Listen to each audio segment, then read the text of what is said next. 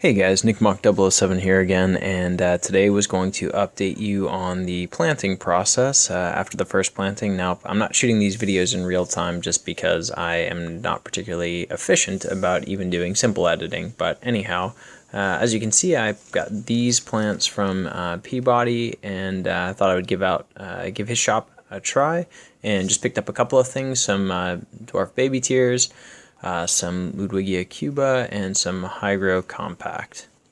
So as you can see, it was packed in rigid foam with lots of newspaper, and the plants arrived in pretty good shape. So we'll take a look at these plants here as I get going.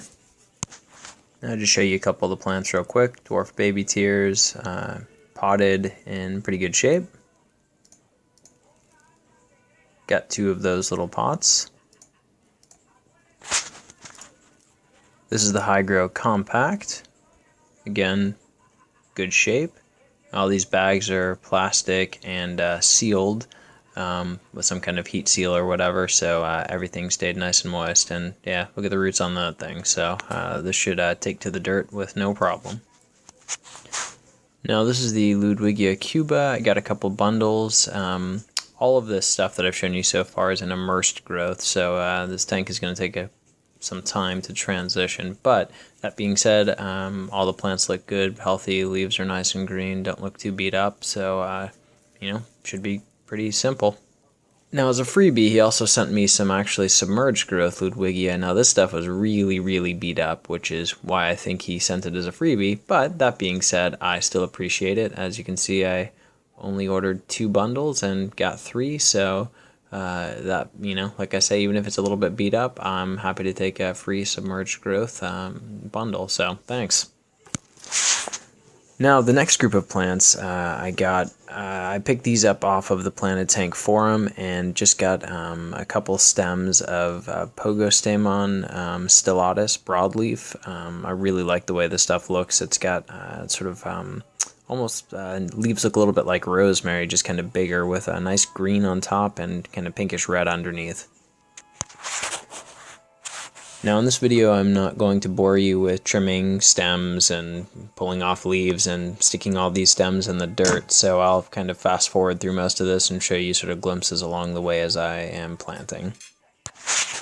Even though the tank's dark, you can see a little bit of the Ludwigia cuba in the back there as I'm starting to get it put in. So just a quick update, and I'll be back in a bit.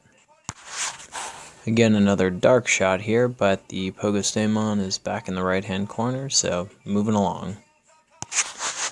Now with these super nice looking dwarf baby tears, I was new to this, so what I learned was rock wool is a big pain to take off, so especially when you have all these fine little root structures. So I'm learning as I go, but next time I might order a different kind of dwarf baby tears if I was doing this again, maybe a portion or something different.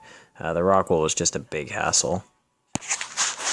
But with a little bit of persistence, I was able to get most of it off and ended up with a nice little clump or mat of dwarf baby tears. And lucky me, I got to repeat the process again with the second portion. So now for the big reveal, and of course with the lights on, the water is definitely a bit cloudy. You can see particles floating all around, but remember again, I have a dirt substrate, so this is actually not so bad. You can see the hygro on the left, and in front of it are the dwarf baby tears. They're a little bit sort of bleached out with the light. And the center of the back is the Pogostemon, or excuse me, the Ludwigia cuba, and then all the way to the back right hand corner is the Pogostemon Stellatus. Now as I give you some close-ups on everything from this first and second planting, things are slowly starting to come together, though at this point I would definitely still qualify this as a lightly planted tank.